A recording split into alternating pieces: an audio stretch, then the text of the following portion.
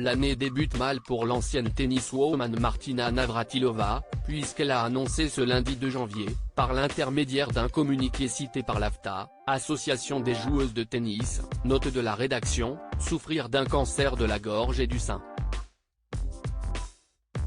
Ce double coup dur est sérieux mais encore réversible, a expliqué l'ancienne numéro 1 mondiale des années 80, lauréate de 59 titres de Grand Chelem en simple et en double entre 1978 et 2006, avant d'ajouter « J'espère une issue favorable.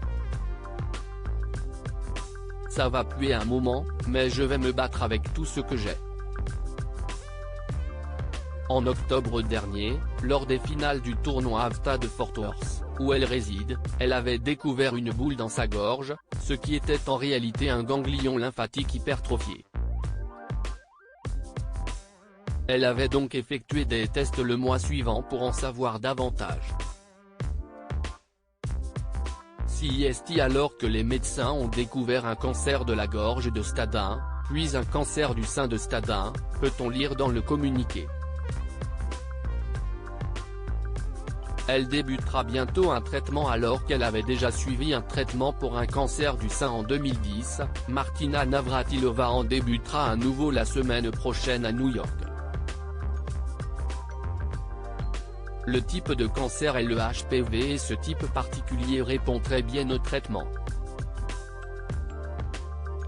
Ces deux cancers sont à un stade précoce et les résultats sont excellents, indique le communiqué.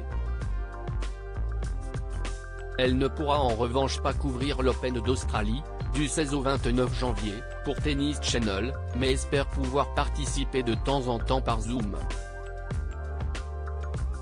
Pour rappel, elle avait notamment marqué son époque sur les courts pour sa rivalité avec l'américaine Chris Evert, elle qui avait révélé en janvier 2022 être atteinte d'un cancer des ovaires, avant de déclarer qu'elle était en rémission au mois de mai.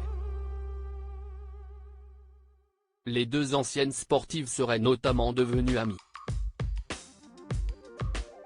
À noter que Martina Navratilova est également célèbre pour ses prises de position politiques, que ce soit pour les droits de la communauté LGBT dans les années 80 ou pour faire barrage à l'élection de Donald Trump il y a quelques années déjà.